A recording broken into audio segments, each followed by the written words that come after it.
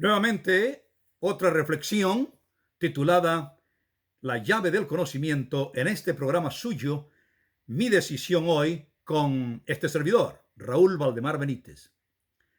El conocimiento, debidamente examinado y responsablemente usado, contribuye al gozo de la libertad y al desarrollo de las facultades con las que hemos sido dotados, habiendo sido creados a imagen de Dios. El conocimiento se lo puede entender como un proceso en el que el sujeto aprehende al objeto, es decir, la persona aplica el raciocinio para entender, captar algo que está allí en el medio para ella. Ese algo puede ser una información concreta como un objeto, o puede ser una información abstracta como un concepto.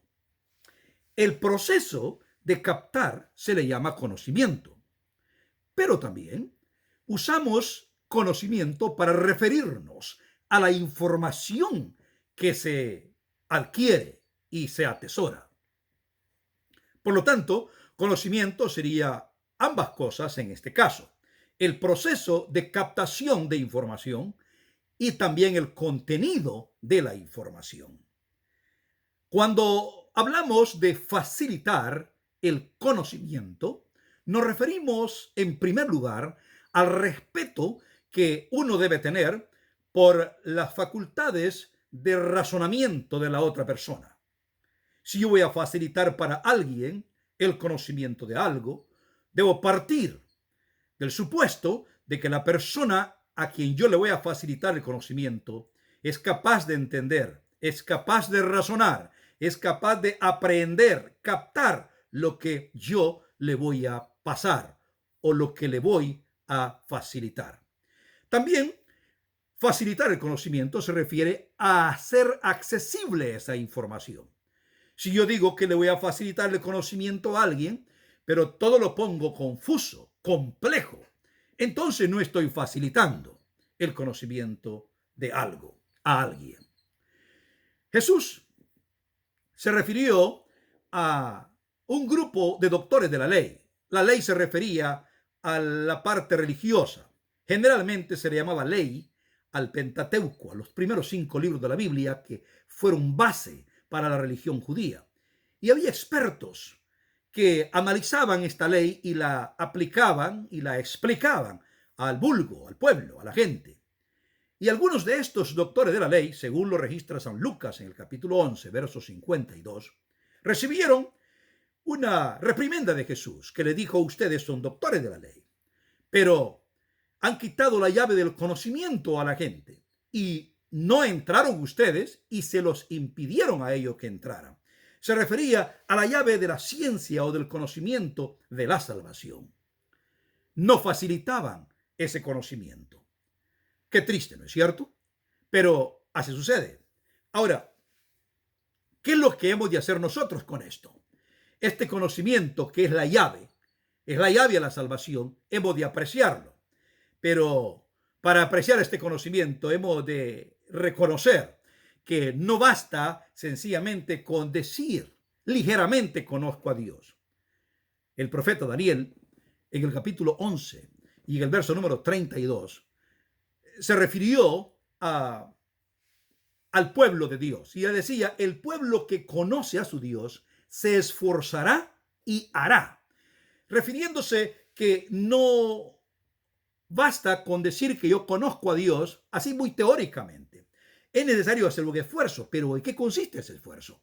¿Será que voy a buscar a Dios para encontrarlo? No ocurre tal cosa. Es Dios que nos encuentra a nosotros.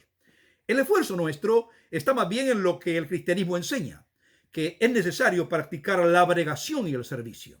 Jesús dijo: si alguno quiere venir en pos de mí, niéguese a sí mismo, tome su cruz y sígame. Este esfuerzo es necesario para llegar a tener un conocimiento práctico de lo que es Dios y de lo que también constituye sus principios de salvación. Por eso el profeta, sin duda alguna, enfatizó que el pueblo que conoce a su Dios, pues se esforzará y también hará. es decir, aplicará. Sin la aplicación no puede existir un conocimiento verdadero de Dios. El mismo Jesucristo, en la oración especial ahí del Getsemaní, o en el Getsemaní, él dijo: esta empero es la vida eterna, que te conozcan a ti, al único Dios verdadero, y a Jesucristo, a quien has enviado. Se refirió al conocimiento como base fundamental de la vida eterna.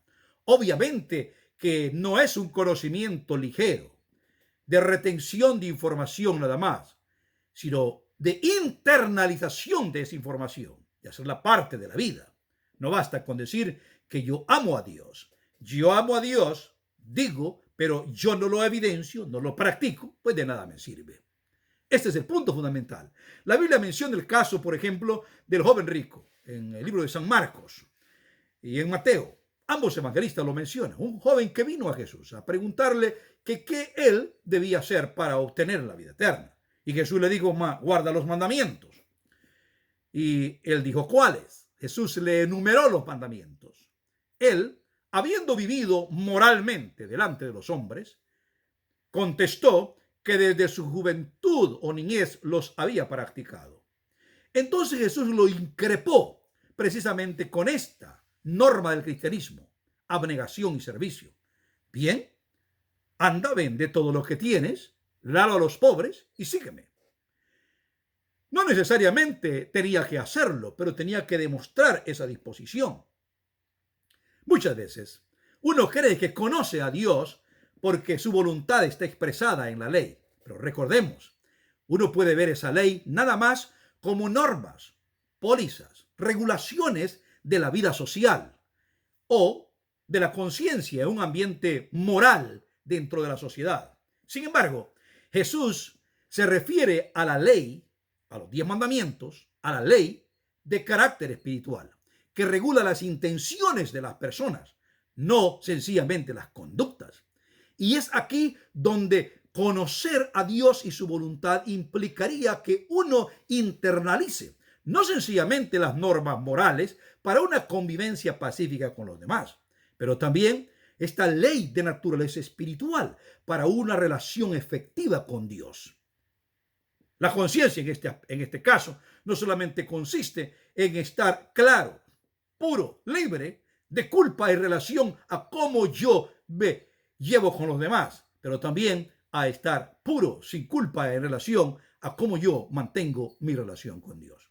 Por lo tanto, el conocimiento verdadero implica no solamente la información que se adquiere, pero la aplicación de esa información, una aplicación inmediata que pueda realmente impactar la vida de uno.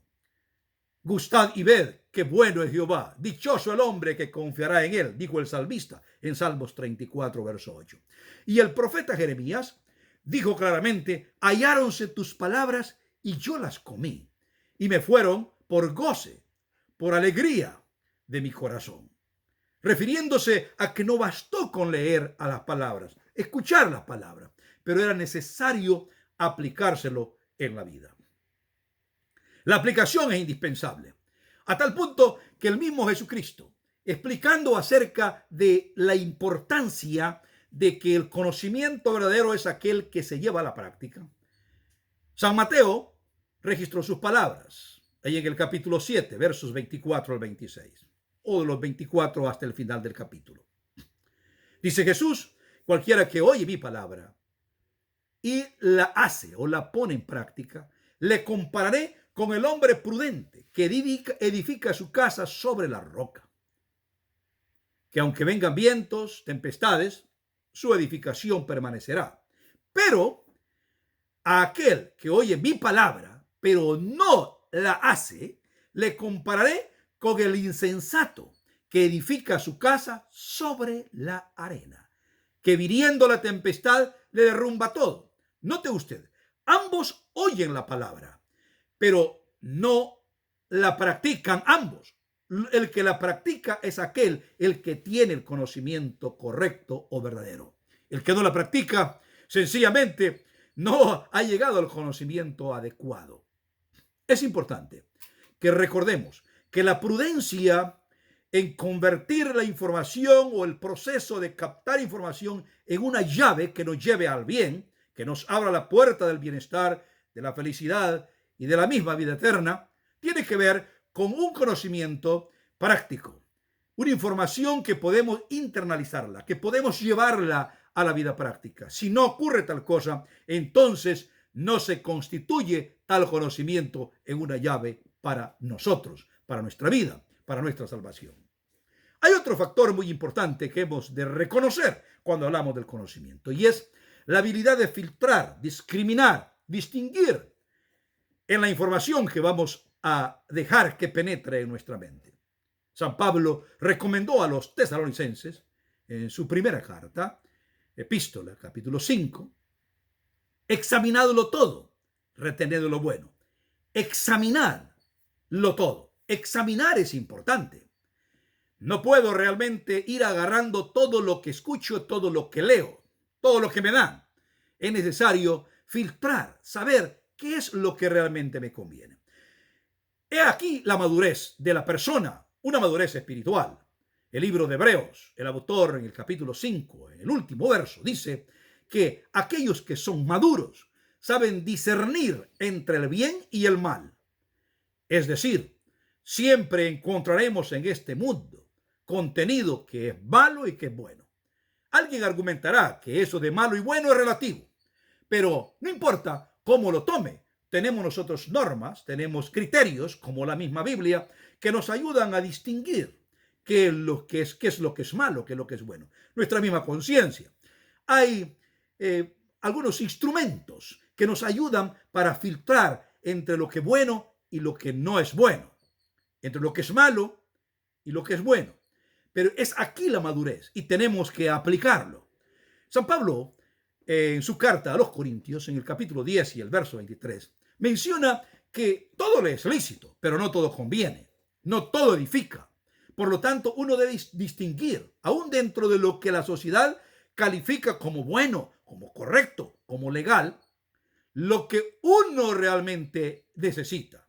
Tiene que distinguir entre lo que es legal, lo que es bueno para todos, pero lo que realmente es edificante para uno y lo que conviene como cristiano. Este es el conocimiento que es la llave para la salvación.